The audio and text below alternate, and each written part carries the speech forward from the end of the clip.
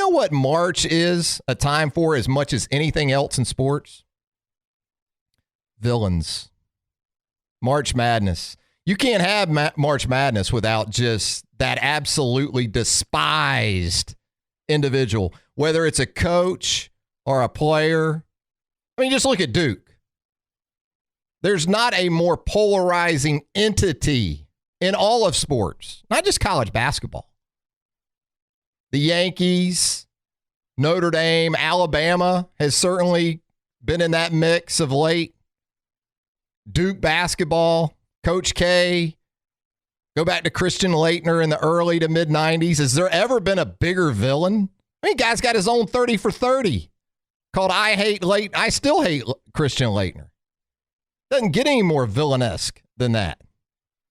So I asked the question on Twitter today. That is the topic for the list on a Monday. Who you got, James Hardy? Who is your most despised or biggest villain, either past or present, that you sort of look to as your go-to guy or gal, for that matter? I tell you, when I was in school, Travis, and I've actually seen this posted up on Twitter to your question with the list as far as coaches you despise. Rick Stansberry would have to get a mention for me. Slick Rick's gotten a lot of love on the timeline this morning. There's certainly a lot of smoke as far as some of the recruiting tactics, we'll say, that were used, especially not too far around here. Maybe in my old neck of the woods, career-wise, as far as the D2 scene was concerned, was one of the recruits that Mark and Rick were going after back in the day. Oh, yeah. Mark Gottfried and Rick Stansbury really didn't like each other. And I think it extended into even the wives. I mean, when you'd go to an Alabama-Mississippi State game at Coleman Coliseum, Rick's wife would sit right behind the state bench and just lose it for 40 straight minutes. Now, Elizabeth Gottfried, she'd sit more up in the stands, but she was into it too. They were not just sitting there looking at compacts or chewing gum during those games. They were very much emotionally invested in those matchups in particular. And we talked about this last week. You know, Alabama gets 3 wins over Mississippi State this year. Beat them in the second round most recently of the SEC tournament. There have been a lot of years where that would be just celebrated.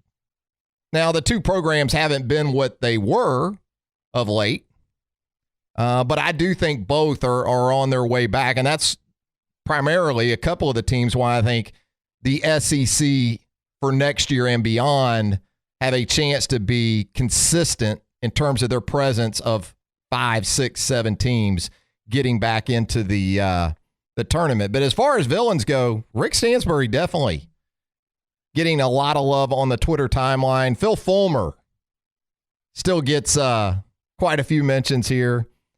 We've got a Nick Fairley sighting. Couple of Cam Newtons. Tommy Dees, the executive sports editor for the Tuscaloosa News, chimed in and mentioned Tim Tebow, and he's right. In 2006, 7, 8, Alabama fans didn't love them some Tim Tebow. I tell you, I've never seen so much pleasure from a student section in 2009 when Tebow cried in the fourth quarter than when that image popped up on the video screen inside the Georgia Dome. His tears cured a lot of Alabama fans of butthurt. There's no doubt about that. And I think what helps Tebow and sort of help even as much as, or not as much, but that, you're right, the Alabama win in 2009 sort of shifted Tebow from villain to sympathetic figure because of the brutality of that beatdown in Atlanta. And then on top of that, you had Cam come in the very next year at Auburn. So even if Florida had beaten Alabama again in 2009, I still think Cam would have taken the torch from Tebow because that one was pretty bitter in its own right. So there you go. Villains, past, present, coaches, players, opponents of your favorite team who you either despise to this day or despised back in the day.